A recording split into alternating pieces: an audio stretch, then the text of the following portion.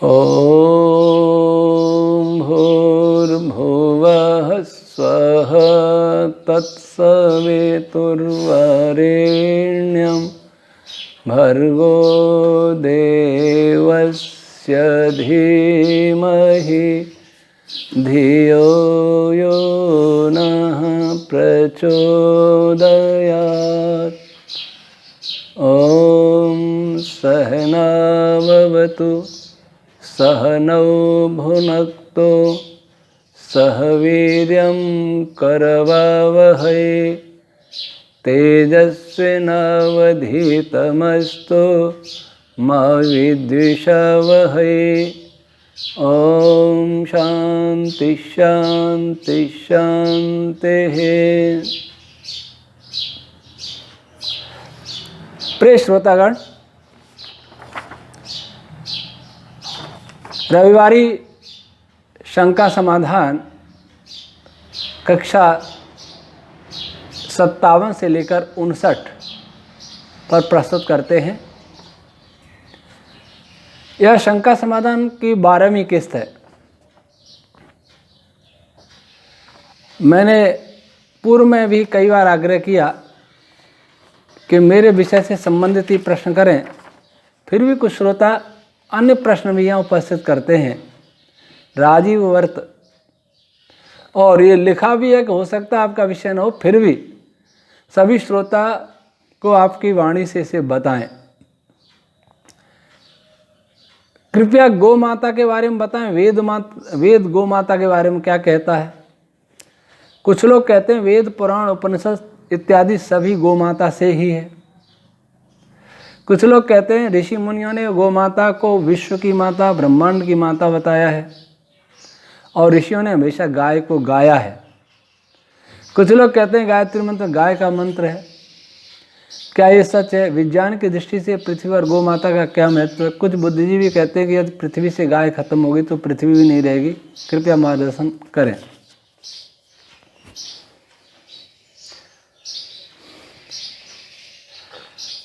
विषय तो अच्छा है, लेकिन मेरे विषय से संबंधित नहीं है। आज भारत में गाय को पशु न मान करके अनेक लोग माता के रूप में संबोधित करते हैं। कुछ गोभक्त ऐसे हैं जो ये कह दें कि गाय सर्वोत्तम पशु है, तो वो झगड़ने पर भी उतारू हो जाएंगे कि गाय को पशु कैसे कह दिया। एक कथावाचक हैं, गो कथा करते हैं। उनको मैंने, हालांकि मैं सुनता नहीं हूँ, लेकिन अकस्मात एक बार देखा तो सुनने में आया कि मैं सारे संसार को चुनौती दे रहा हूँ कि गाय से बढ़कर के कोई भी वस्तु ब्रह्मांड में है तो बताए। गाय ब्रह्मांड में सबसे बड़ी वस्तु है, सबसे महान है। ब्रह्मा विष्णु महादेव आदि देवों से भी महान है। फिर वो इसके पीछे तर्क दे रहे थे कि ब्रह्मा विष्णु महादेव के मल से, गोबर से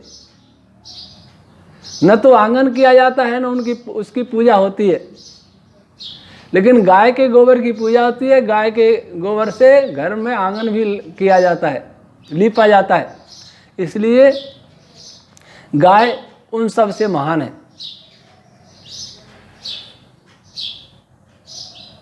जरा इस पर विचार करके देखें कि गोबर भी किसी प्राणी की महत्ता का पैमाना बन सकता है? जब इस प्रकार के लोग हो जाएंगे जो गौ भक्ति के नाम पर भावनाओं से खिलवाड़ करते हुए लोगों से धन का हरण करते हैं, तब गाय बचेगी नहीं। कोई कहते हैं कि गाय में 33 करोड़ देवताओं का वास है। आज तक कोई भी इस भारत में 33 करोड़ देवताओं की गिनती नहीं बतला सका। और 33 करोड़ कौन से हैं? 33 कोटि देवता तो हैं, 33 प्रकार के, कोटि का अर्थ प्रकार, और सब देवता जड़ हैं। तारे आदि हैं, जल वायु मन पंच महाभूत हैं, 8 वसु हैं, 11 रुद्र हैं, ये देवता है। प्राण अपान व्यान आदि 11 रुद्र हैं। आदित्य 12 महीने आदित्य हैं। इनके विषय में तो आया 34वां देवता यज्ञ को कहा है। लेकिन 33 करोड़ देवता, ये वेद विद्या के लोप होने के बाद ये अविद्या का अंधकार फैला। इस पर वेद विरोधी लोग, हिंदू विरोधी लोग हंसते हैं, उपहास करते हैं। वो कहते हैं कि हिंदुओं के 33 करोड़ देवता हैं तो फिर हमें तो उनको मारना ही है, क्योंकि हिंदू काफिर है उनकी दृष्टि में। गाय को सांप्रदायिक हमने बनाया, हिंदुओं ने बनाया, और सांप्रदायिक बनाने के कारण गाय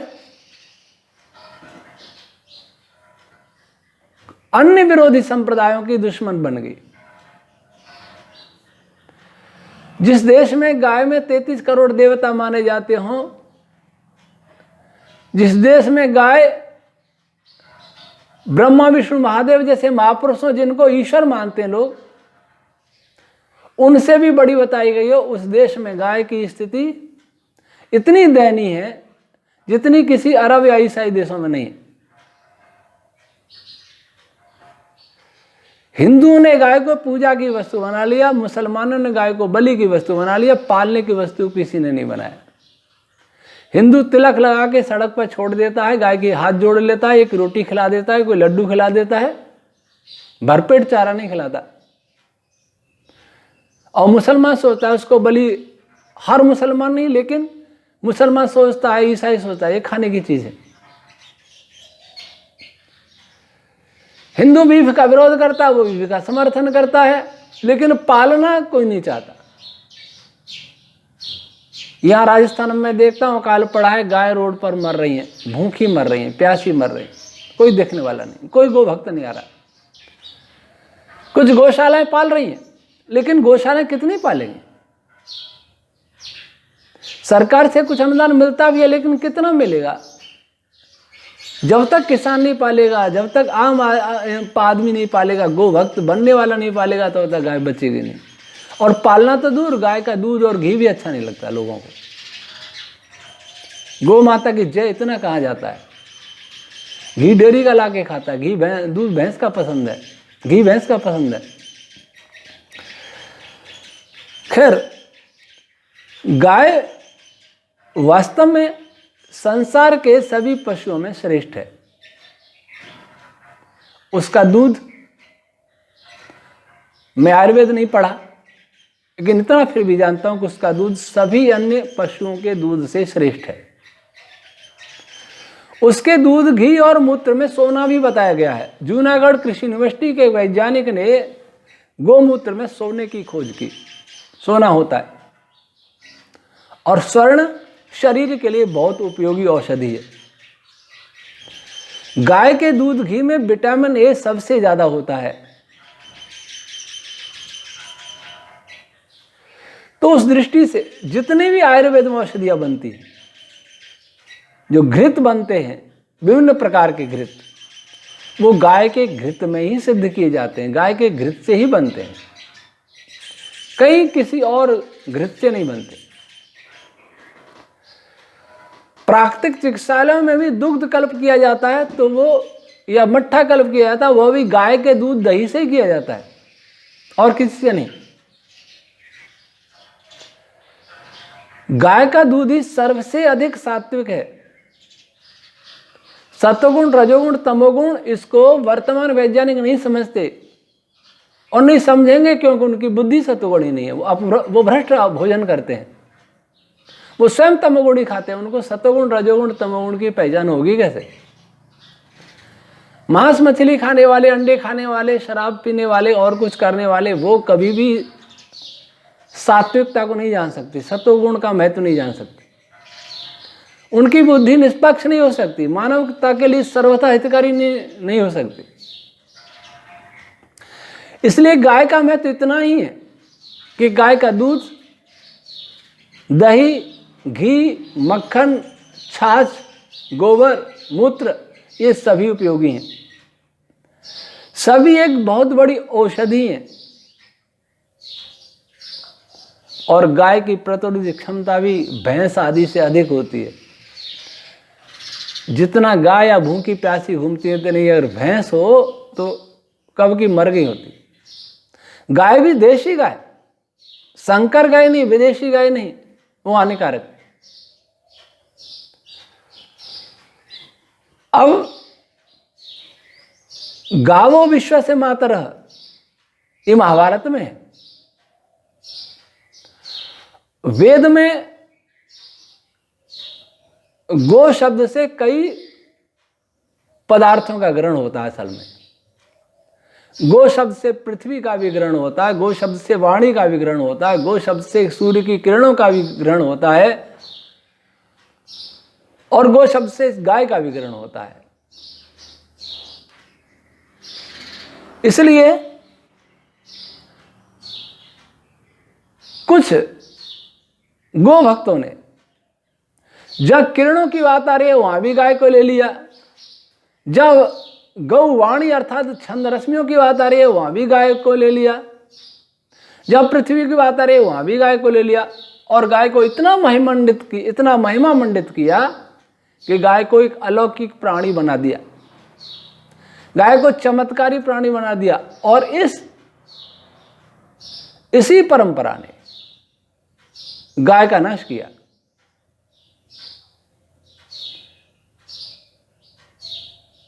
इसलिए यदि हम गाय की रक्षा करना चाहते हैं, गो माता माने, क्योंकि वह यूं तो कुछ लोग कहते हैं भैंस भी माता है, दूध पिलाती है, बकरी भी माता है, ये भी दूध पिलाती है, लेकिन उनका दूध गाय जैसा उपकारी नहीं है।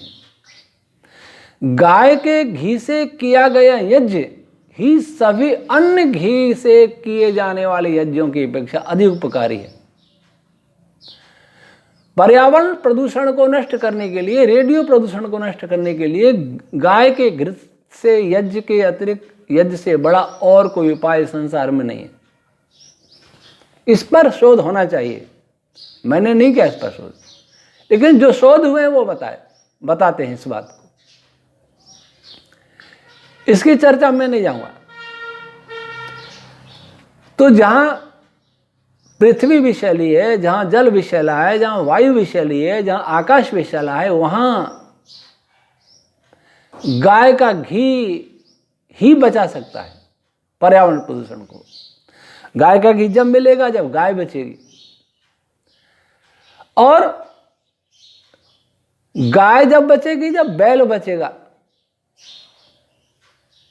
आज हम गौशाला में देखें, किसी गौशाला में 1000 गायें, कोई कहता हमारे यहाँ 50,000 गायें, कोई 100 गाय हैं, कोई 200 गाय हैं।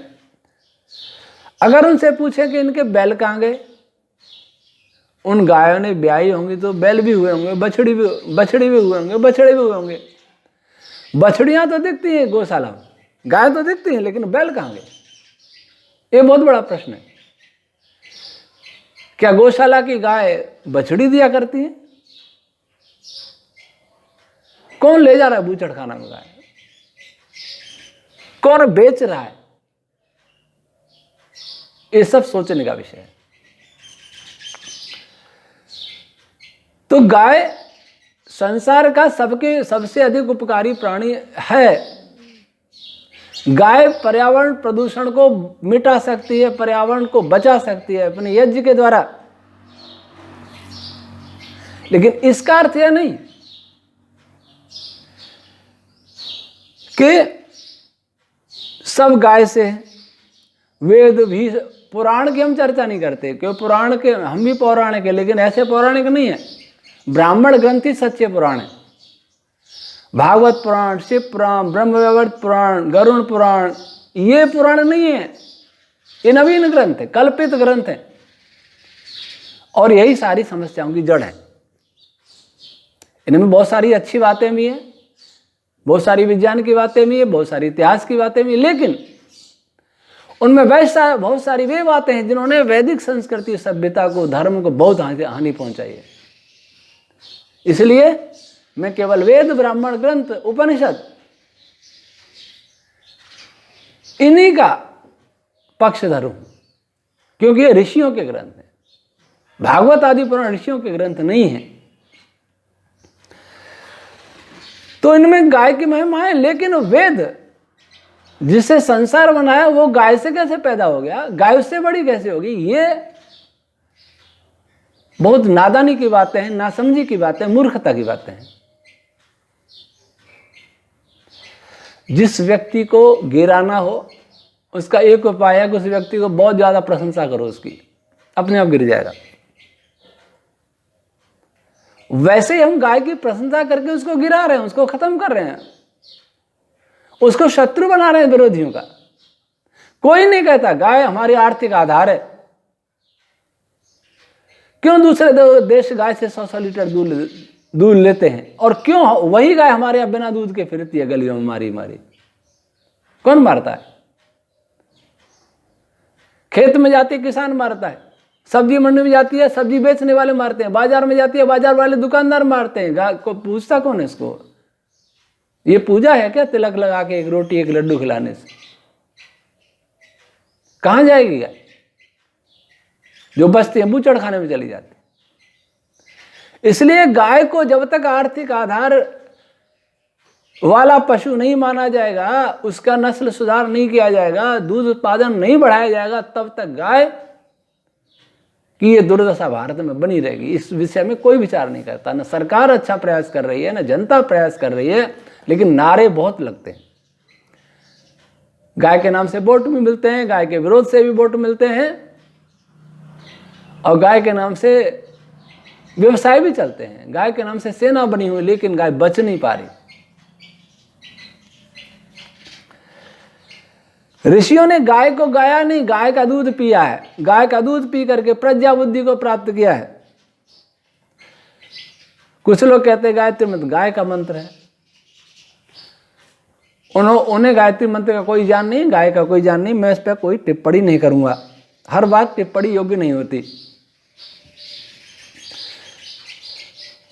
विज्ञान की दृष्टि से गाय का क्या महत्व ही मैंने बता दिया।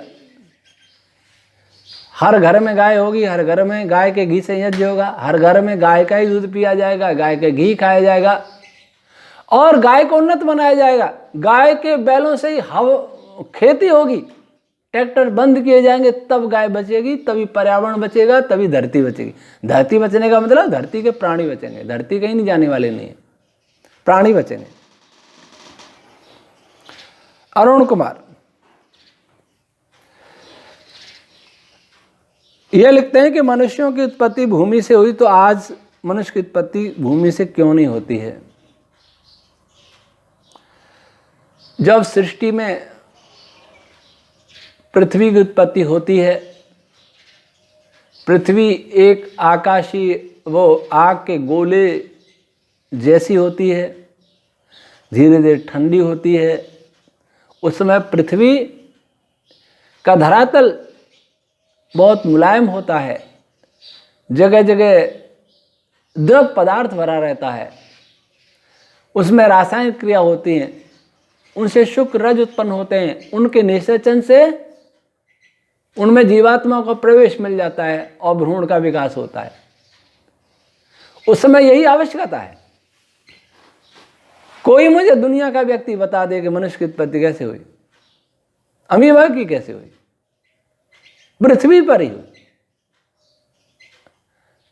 जितने भी जरायुज, अंडज, स्वेदज प्राणी हैं, उद्भिज, वे सभी धरती में ही पैदा हुए। पहली पीढ़ी आएगी कहां से? और आज न उसकी आवश्यकता है और न वो परिस्थिति। न तो आवश्यकता है धरती से उत्पन्न होने की, न धरती वैसी है जैसी उस समय थी जब मनुष्य की उत्पत्ति प्रारंभ में हुई थी। इसलिए यह प्रश्न बहुत महत्वपूर्ण नहीं है। परिस्थिति के अनुकूल प्रकृति में कार्य हुआ करते। जब पहली पीढ़ी उनको कोई माता पिता नहीं तो कहां से आएंगे? चाहे वो गाय हो, चाहे बैल हो, चाहे बकरी हो, या भेड़ हो, या सांप हो, छिपकली हो, कहां से आएंगे? मैथुन सृष्टि तो जब ही बनेगी ना जब कोई पहले जोड़ा बन गया। वो जोड़ा कहां से बना? लोग पूछते हैं मुर्गी पहले कि अंडा पहले? कहां परंपरा जाके रुकेगी? अंडा बन सकता है पहले। अंडा रासायनिक क्रिया से बन सकता है, मुर्गी रासायनिक क्रिया से शरीर नहीं बनेगा, अंडा बनेगा। वैसे मनुष्य के स्पर्म आदि रासायनिक क्रिया से बने, और बन करके अब उनको गर्भ धारण कौन करेगा? गर्भ धारण करने वाला कोई था नहीं, इसलिए पृथ्वी ने गर्भ धारण किया। इस विषय में हमारा लेख पढ़ लें, अपने आप समाधान मिल जाएगा। हमारी साइट पर देख लें, और डाला भी है विकासवाद की वैदिक अवधारणा। ये कोई त्यागी पूछ रहे आपने कोई प्रयोगशाला? हाँ, हमारे पास अभी कोई प्रयोगशाला नहीं है। मे आई हेल्प यू? ये कोई इनका कोई चैनल होगा क्या है, वो पूछ रहे हैं। आपने कहा कि ईश्वर की प्रार्थना इसलिए करते हैं कि हम अपने आप को उसके निकट अनुभव कर सकें, ताकि हम बुराई और अपने दोषों को खत्म कर सकें। लेकिन रावण के बारे में आपने कहा कि उसमें अहंकार दोष था, किंतु रावण तो बड़ा विद्वान था, भगवान शिव का अनन्य भक्त भी था, फिर ये दोष क्यों आया? कृपया स्पष्ट करें।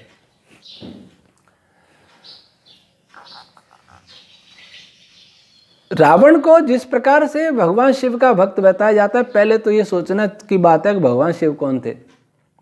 जो भगवान से पुराणों में वर्णित हैं कि सांप रखते थे, गले में मस्तक पर चंद्रमा था, ऐसे कोई भगवान शिव नहीं हुए।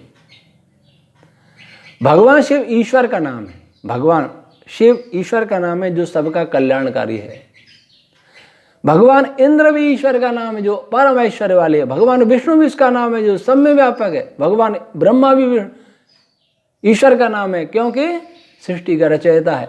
ये सब एक ही निराकार पर ब्रह्म के नाम है। जैसे इन्होंने अपना नाम नहीं दिया, कल्पना करें किसी व्यक्ति का नाम राम प्रसाद है, तो उसका ये मुख्य नाम हुआ राम प्रसाद।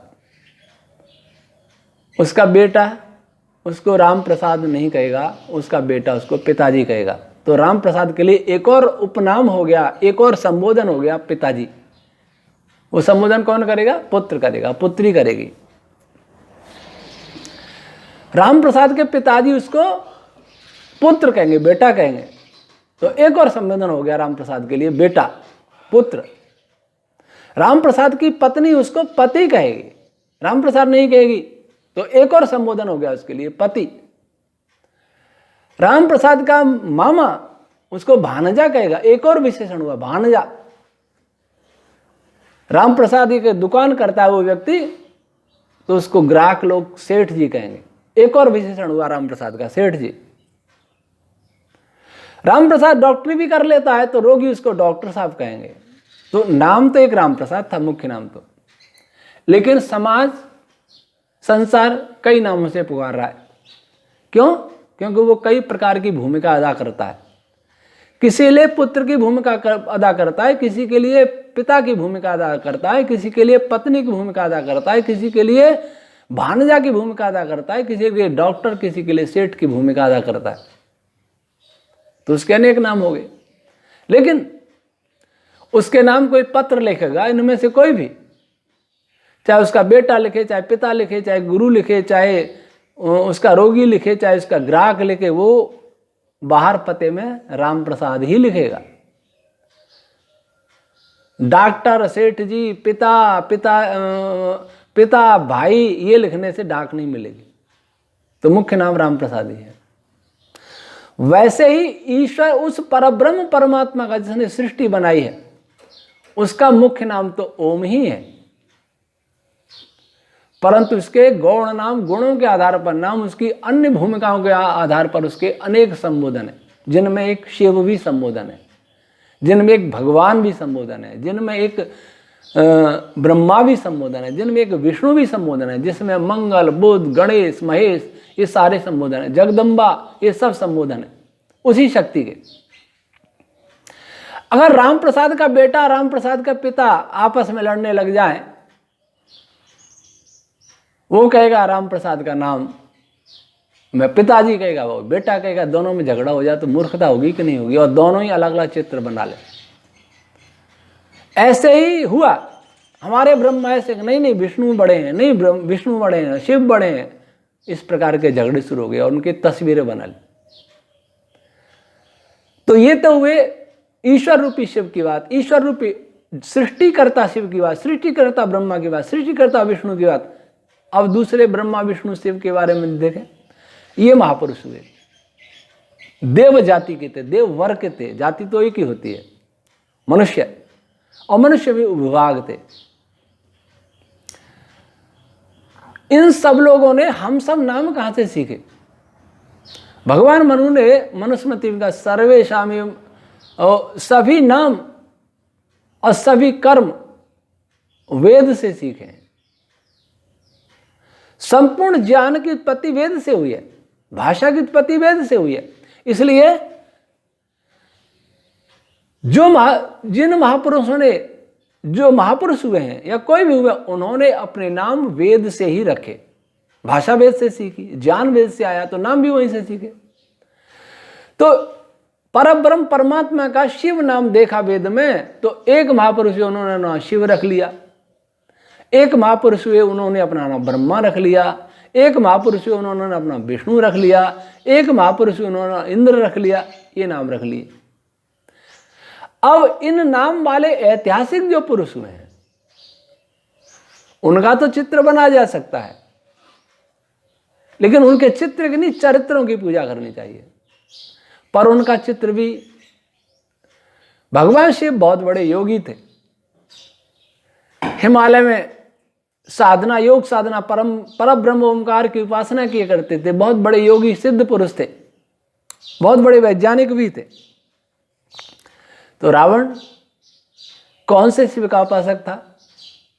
सृष्टि रचयिता शिव का, या जो कैलाश के राजा थे उस शिव का?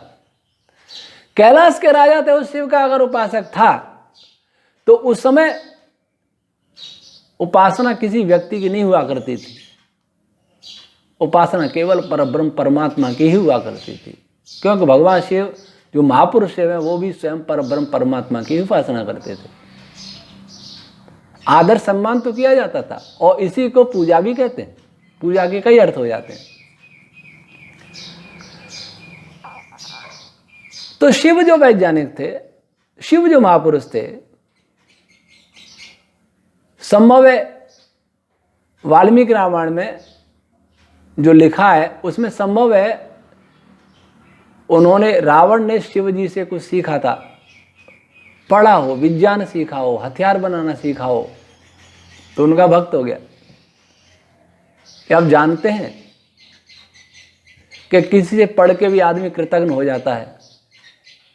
वैसा रावण भी हुआ होगा। और ये बात भी उल्लेखनीय है कि वाल्मीकि रामायण में भी बहुत मिलावट है। इसलिए हर बात बाबा वाक्यम प्रमाणम नहीं मान सकते। संस्कृत का हर ग्रंथ प्रामाणिक नहीं है, संस्कृत की हर बात प्रामाणिक नहीं है। जो हर बात को प्रामाणिक मानते हैं वे उपहास के पात्र होते हैं, और वे बड़ी हानि पहुंचाते हैं वास्तविक सत्य धर्म को। तो विद्या तदनुकूल आचरण जब तक नहीं होगा, जब तक उसको विद्वान माना ही नहीं जा सकता। आज भी तो वैज्ञानिक बड़े बड़े हैं, लेकिन क्या कर रहे हैं? क्या कर रहे हैं? बड़े बड़े टेक्नोलॉजी वाले विद्वान हैं, क्या कर रहे हैं? ऐसी टेक्नोलॉजी बना रहे हैं, पर एटम बम बना रहे हैं, हाइड्रोजन बम बना रहे हैं, क्या बना रहे हैं? ये रावण का ही तो काम कर रहे हैं। लेकिन उन वैज्ञानिकों को भी इतना दोष न दें। उन्होंने तो थ्योरी दी, बाद में जो टेक्नोलॉजी बना रहे हैं वो जरूर दोषी हैं, और उनका प्रयोग करने वाले और भी ज्यादा दोषी हैं। तो रावण एक वैज्ञानिक था, वेद पढ़ा हुआ था, लेकिन निश्चित ही वेदानुकूल उसका आचरण नहीं था। परब्रह्म परमात्मा की उपासना उसने यथाविधि नहीं करता होगा। अगर यथाविधि उपासना करता तो योग में तो सबसे पहले अहिंसा आता है, फिर सत्य आता है। जो योगी होगा वो कभी हिंसक नहीं हो सकता, कभी मिथ्यावादी नहीं हो सकता, कभी चोरी नहीं कर सकता, जो रावण ने एक सीता जी की चोरी की थी। तो ये इतिहास के विषय में इसमें स्वयं सोचना चाहिए। जो लिखा है सब कुछ ठीक नहीं है। परवीन बाबरवाल वैदिक डार्क एनर्जी का विषय कब आएगा? ये आगे आएगा, इसी अध्याय में आएगा। वैदिक वर्ड आचार्य जी, आत्मा का वैज्ञानिक स्वरूप क्या है? मुक्ति में आत्मा वैज्ञानिक रूप से क्या कार्य करती है? पहले वह समझ लो वैज्ञानिक स्वरूप होता क्या है। ऐसा स्वरूप जिसको तर्क संगत रूप से जाना जा सके। वैज्ञानिक स्वरूप का अर्थ ये नहीं है कि हम उसको प्रयोगशाला में सिद्ध कर लेंगे। प्रयोगशाला में सिद्ध करने की चीज ही प्रयोगशाला में होगी, जो आंख से देखी जा सकेगी, कान से सुनी जा सकेगी, नाक से सुनी जा सकेगी, उसी वस्तु का प्रयोग कर सकते हैं प्रयोगशाला में। लेकिन जो इनका विषय नहीं, वो नहीं। तो आत्मा का वैज्ञानिक स्वरूप है, आत्मा एक चेतना मात्र है, निराकार है, एकदेशी है। और मुक्ति में आत्मा स्वतंत्र रूप से परमात्मा के आनंद में विचरण करती है। कोई क्लेश नहीं होता, ब्रह्मांड के कहीं भी किसी भी कोने में जाने में समर्थ होती है। विजय प्रजापति, यदि हम युवाओं को अपने वैदिक धर्म को जानने के लिए आर्ष ग्रंथों को या पुस्तकों से अध्ययन करना हो तो किन किन कार्य है? इसमें मुझे ये पता नहीं कि विजय प्रजापति ने क्या अध्ययन किया है, क्या पढ़ा है।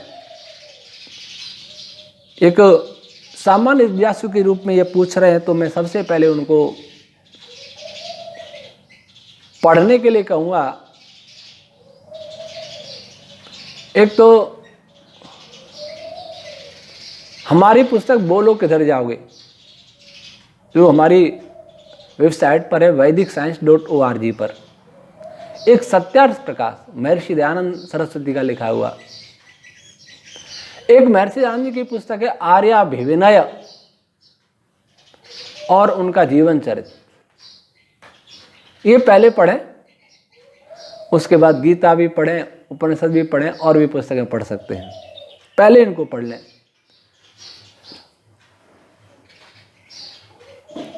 शुभम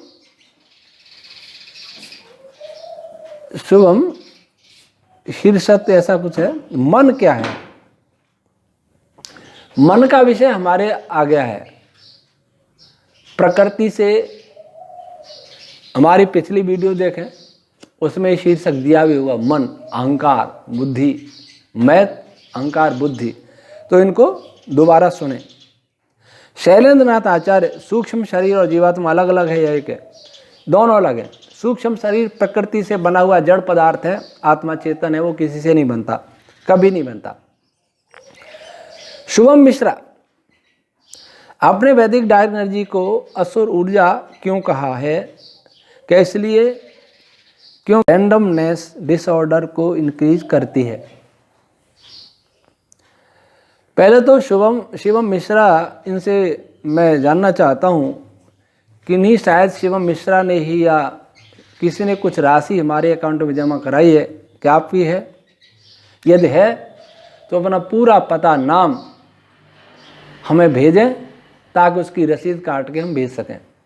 और जो भी कोई राशि भेजे, क्योंकि हम नहीं पता कर पाते कि ये किसने भेजी है और ना हमारे पास कोई दूरभाष संख्या उनकी, इसलिए जो भी हमारे अकाउंट में राशि भेजें वो अवश्य हमें सूचित करें ताकि उसकी रसीद काट के हम भेज सकें।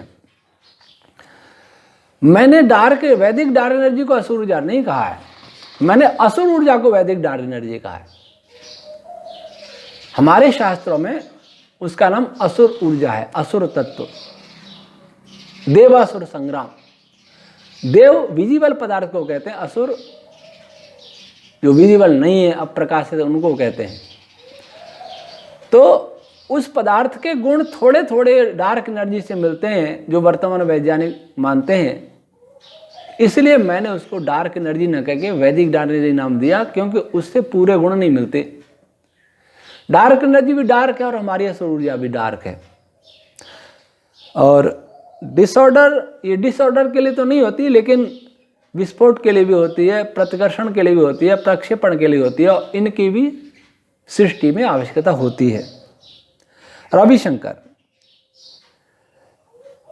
This incredible knowledge still has a reach To very few people, why did you not use any platform from where the entire India can see, like you can use the platform Swami Ramdev, as he has a big reach of media and he is also working on Gurukul a lot. This is just my view. बहुत साधुवाद।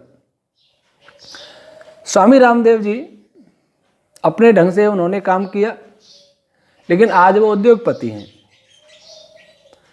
और वहाँ गुरुकुल हैं, लेकिन गुरुकुलों में तो शिक्षा Macaulay की दी जा रही है, वे हमें अच्छी तरह जानते हैं, लेकिन मुझे नहीं लगता कि उनकी इस दिशा में कोई रुचि है। उनके टारगेट अलग होते हैं, मेरे टारगेट अलग हैं।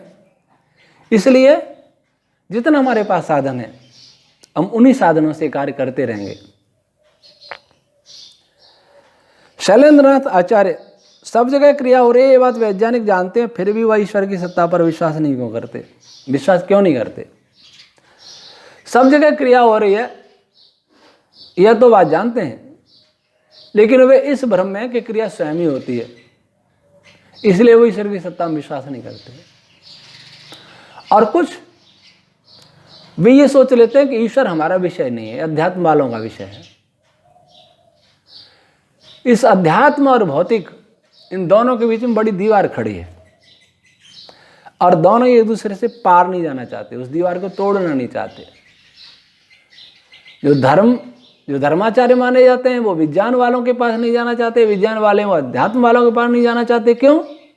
दोनों को ही खतरा है। जो अध्यात्म के नाम पर काम कर रहे हैं, प्रचार कर रहे हैं, दिखावा कर रहे हैं या जो भी कर रहे हैं, वो वैज्ञानिकों से इसलिए दूर रहते हैं क्योंकि उनकी धर्म की पोल नहीं खुल जाए, कि उनका धर्म आस्थाओं पर आधारित है, आस्थाओं पर टिका है, विश्वासों पर टिका, अंधविश्वासों पर टिका है। लेकिन विज्ञान तो आस्थाओं पर नहीं चलता। और विज्ञान वाले धर्माचार्यों के पास नहीं जाते क्योंकि वे जानते हैं कि उनके पास न प्रयोग है, न मैथ है, कुछ न ऑब्जर्वेशन है, कुछ भी नहीं। वे प्रयोग ऑब्जर्वेशन को ही सबको अंतिम सत्य मान लेते हैं। इसलिए मैं तो दोनों के बीच में हूं और दोनों को समझाने का प्रयास कर रहा हूं, करता भी रहूंगा, क्योंकि दोनों की अपनी सीमाएं हैं, दोनों की अपनी कमियां हैं। फिर भी इतना अवश्य कहूंगा कि जो धर्म का काम कर रहे हैं, धर्म के नाम पर काम कर रहे हैं, वो ज्यादा हठी है। वो बिल्कुल भी तर्क नहीं सुनना चाहते। विज्ञान वाले तो फिर भी सुन लेते हैं, तर्क तो सुनते हैं, माने नहीं माने अलग बात है, लेकिन ये बड़े बड़े तथाकथित धर्म गुरु, योग गुरु ये नहीं सुनते।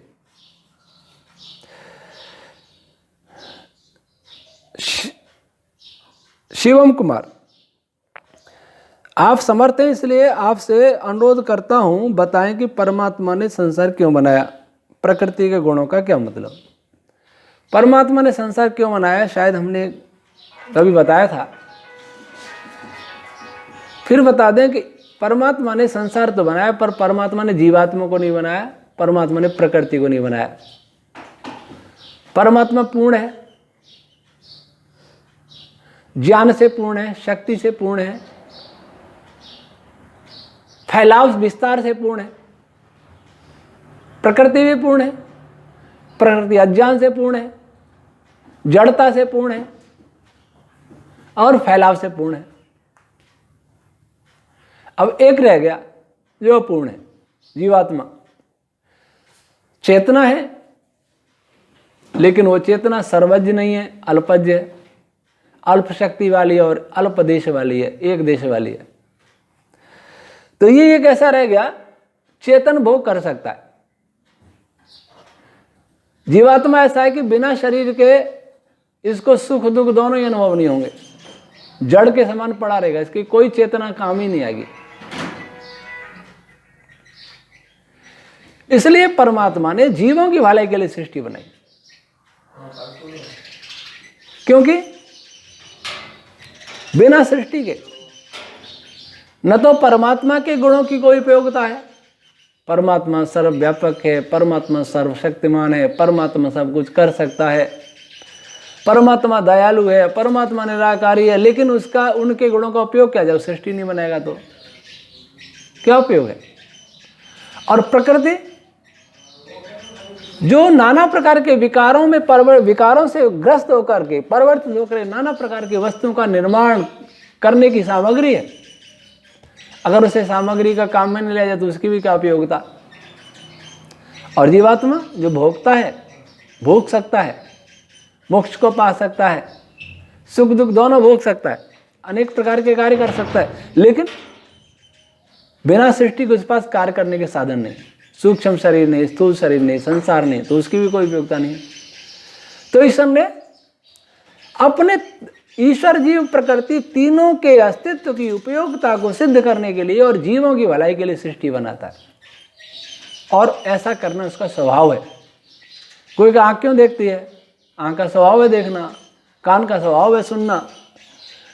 आँख सही हो और आँख का संबंध मन से भी और मन का संबंध आत्मा से भी हो तो आँख अवश्य देखेगी। ये प्रश्न नहीं कर सकते आँख क्यों देखती है, उसका स्वभाव है। इसी प्रकार से ईश्वर का स्वभाव है जीवों की भलाई करना। महर्षि व्यास जी महाराज ने योग दर्शन के भाष्य में लिखा है कि परमात्मा का अपना कोई प्रयोजन नहीं है, वह तो अकाम और धीर है, लेकिन जीवों की भलाई के लिए ही वो सृष्टि की रचना करता है। स्वयं भगवान पतंजलि कहते हैं भोगापवर्गार्थम दृश्यम, यह जीवों के भोग और अपवर्ग के लिए संपूर्ण दृश्य संसार बनाया है, तो इसलिए संसार बनाता है। प्रकृति के गुणों का क्या मतलब? मुझे तो यही समझना है कि इस प्रश्न का क्या मतलब, गुणों का मतलब क्या होता है। मैं कहूं कि विद्युत आवेश गुण है, उसका क्या मतलब? मैं कहूं कि आंख में देखने की शक्ति है, इसका क्या मतलब? तो प्रकृति के गुणों का क्या मतलब, इस बात का भी कोई मतलब नहीं, इस प्रश्न का भी कोई मतलब नहीं। बस इतना कहूंगा कि तीन गुण मिलकर के अन्य अनेक गुणों को आगे क्रम से पैदा करते जाते हैं, और उन्हीं गुणों से आगे चल के द्रव्यमान है, विद्युत आवेश है, खट्टा मीठा कसैला, प्रकाश वाला अंधकार वाला, ठंडा गर्म, ये सारे गुण पैदा होते हैं उन्हीं तीन गुणों से। अजित राणा आत्मा कितनी सूक्ष्म होती है? आत्मा एक देशी है, इसको कोई नहीं बता सकता कितनी सूक्ष्म होती है। विजय प्रजापति आचार्य एक प्रश्न है, संसार में जहां भी प्रकाश है दीप्ति के कारण ही है, तो क्या दीप्ति का भी कोई मूल रंग भी होता है जिससे अनेक रंगों के प्रकाश उत्पन्न होते हैं? और जैसे ओम रश्मि से सभी रश्मियां श्रृंखला से उत्पन्न होती हैं, या प्रत्येक रंग के प्रकाश को उत्पन्न करने के अलग अलग रंग की दीप्ति होती है? बहुत अच्छा प्रश्न किया।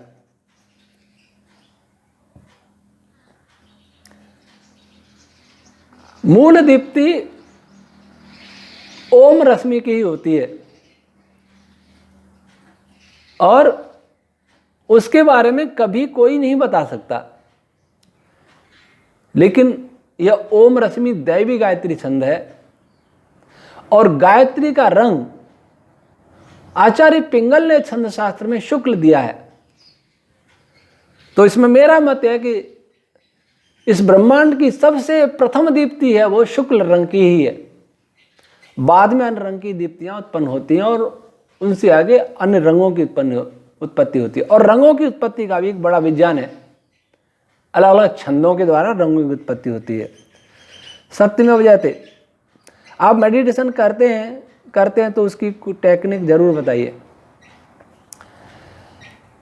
मैं मेडिटेशन से पहले यम और नियमों का पालन करने के लिए कहता हूं, और इसका कोई नहीं कहता। सभी मेडिटेशन योग की 7वीं सीढ़ी है ध्यान। अहिंस यम नियम आसन प्राणायाम प्रत्याहार धारणा ध्यान समाधि। आज संसार में ध्यान की बहुत दुकानें चल रही, मेडिटेशन कराने वाले, योग कराने वाले खूब, जैसे वर्षा ऋतु में जैसे कुकुर मुत्ते उगाते हैं बहुत सारे, वैसे पैदा हो रहे हैं बहुत सारे योग गुरु, और बहुत सारे ध्यान ही पैदा हो रहे हैं। कोई पीठ पे हाथ रख के ध्यान लगाते हैं, कोई आंख में आंख डाल के ध्यान लगाते हैं, कोई दीपक को देख के ध्यान लगाते हैं, कोई ये नहीं कहता कि पहले नियम तो बना लो।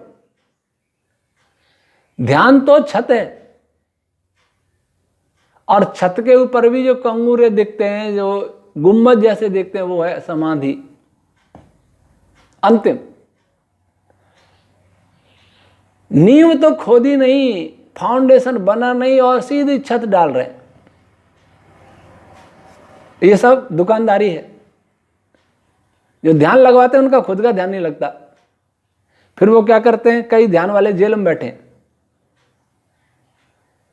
कोई किसी कन्या को लेके भाग जाता है, कोई कुछ करता है, कोई कुछ करता है, कोई कृष्ण जी बन जाता है, उनको राधा बना लेता है, गोपियां बना लेता है, और कोई बड़े बड़े भव्य आश्रम बना लेता है, अरबों खरबों की संपत्ति जुटा लेता है, कोई अपनी भयंकर सेना रख लेता है। ये ध्यानियों की हालत। क्योंकि नियम नहीं तो भवन कैसे। इसलिए सबसे पहले अहिंसा, सबसे प्रेम करना, सत्य। इसके लिए मैं समझता हूं, मैंने कभी इस पर बोला भी होगा, अहिंसा सत्य पर। अहिंसा सत्य अस्ते ब्रह्मचर्य परिग्रह, पहले इन पर हम चलना सीखें। ध्यान की बात बहुत बाद में है, और मैंने स्वयं के जीवन में पहले यही किया, और इस जन्म में यही सिद्ध हो जाए तो भी बड़ी बात है।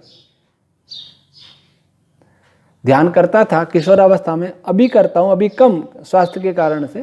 किशोरावस्था में बहुत करता था, लेकिन उससे पहले यम नियम का पालन करता था, यम नियमों को सिद्ध करता था। ऐसा होना, ऐसा करना आवश्यक भी है, यही नियम है। बिना नियम के कोई कार्य नहीं किया जा सकता, किया जाएगा तो उसमें असफलता हाथ लगेगी। रोशन कुमार साहू, विष्णु की नाभि से ब्रह्मा जन्मे, इसके बारे में वेद क्या कहते हैं, ब्रह्मा नाभि से क्यों जन्म हुआ और होने का कारण क्या है।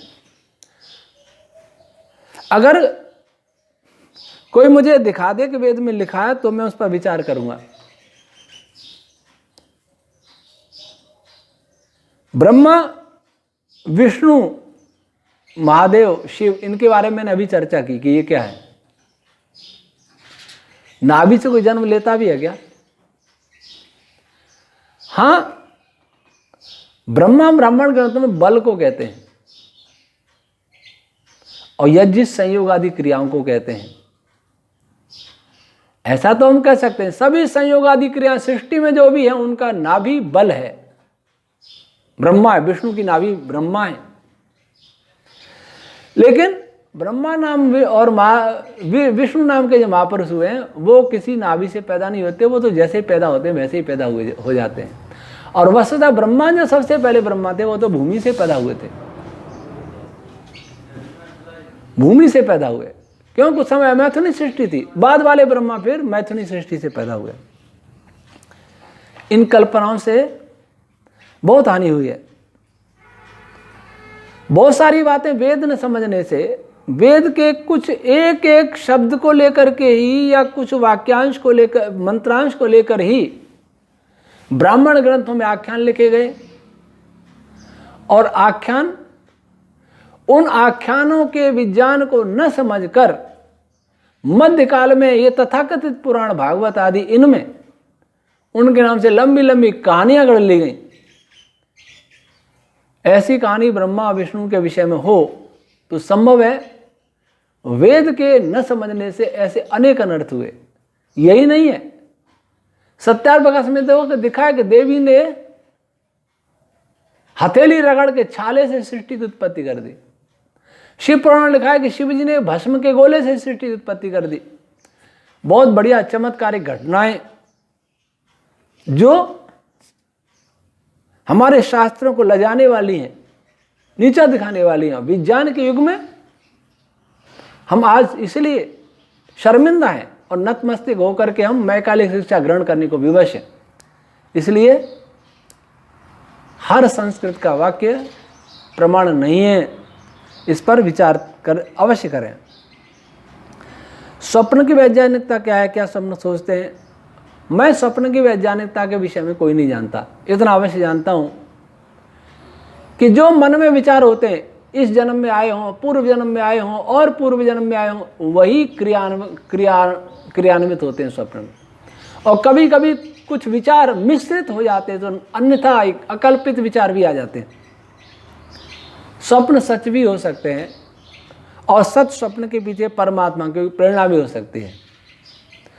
प्रदीप गुप्ता, पृथ्वी के प्रारंभ में केवल 4 ऋषि की बात सुनी जाती है, किसी स्त्री के बारे में कोई बात नहीं सुनी जाती।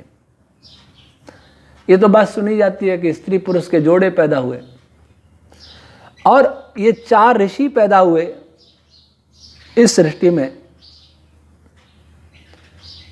ये संयोग भी कहा जा सकता है।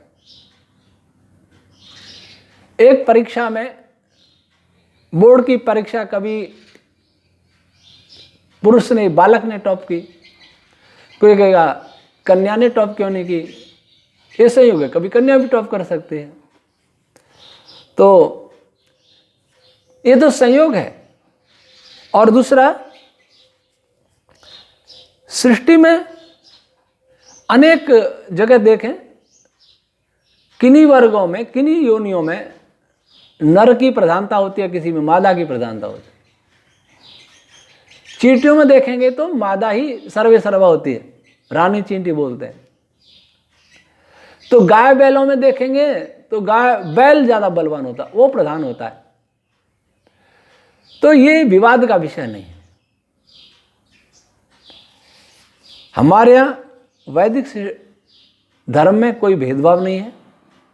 वेद पढ़ने का सबको अधिकार है, वैज्ञानिक बनने का, योगी बनने का, यज्ञ करने का सबको अधिकार है।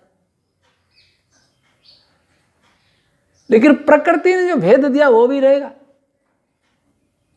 और प्रकृति ने यह भेद नहीं दिया कि पुरुष को ज्यादा बुद्धि दे, स्त्री को कम बुद्धि दे, ऐसा तो नहीं दिया। हाँ, शारीरिक बल में अवश्य अंतर आता है और स्वाभाविक है। कभी कभी कुछ प्रमाण सुना करके लोग कहते हैं कि कम नहीं है। ये अनावश्यक झगड़ा पश्चिमी विचारों की देन है। ये शंका समाधान का विषय समाप्त हुआ। कुछ हमारे कुछ पाठकों ने बहुत अच्छे कमेंट किए, जिनमें आकाश सिंह, अभिषेक गौड़, विजय नेगी, कृष आर्य, मेघा भारद्वाज, अभिषेक गौड़ 2 कमेंट हैं, वरदान यादव, इनको हमारे विचार अच्छे लगे। विजय नेगी कह रहे हैं कि आप मुझे अपना शिष्य बना सकते हैं क्या? मुझे संस्कृत भाषा में बहुत की और वेद में बहुत रुचि है। मुझे बताएं कि आपने क्या पढ़ा है, उसके बाद आगे बात करेंगे। और अभी सोच रहे हैं कुछ यहाँ सेंटर बने, जैसे कुछ बनेगा तो हम अवश्य बताएंगे। लेकिन पहले बताइए कि क्या पढ़े हुए हैं, क्या रुचि है, अपना पूरा परिचय दें। आज शंका समाधान यही समाप्त होता है। ओम शम।